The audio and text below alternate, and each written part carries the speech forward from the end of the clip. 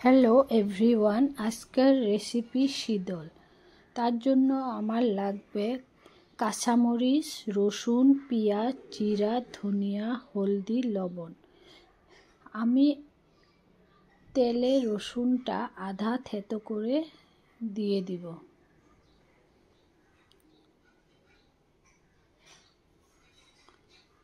রসুনটা অল্প লাল হয়ে গেলে আমি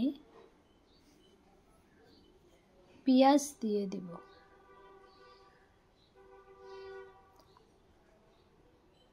এখন আমি রসুন, কাঁচামরিচ, পেঁয়াজ,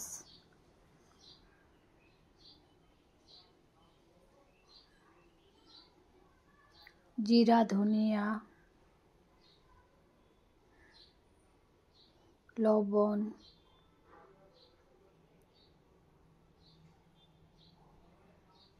হলদি দিয়ে মশলাটা ভালো করে কষিয়ে নেব। আমি শীতলটা দিয়ে দিব।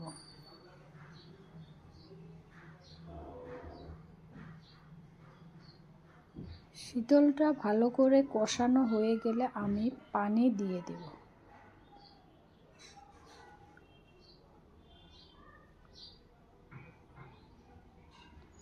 শীতলটা হয়ে গেলে নামিয়ে নেব। রেডি আমার শীতলের তরকারি।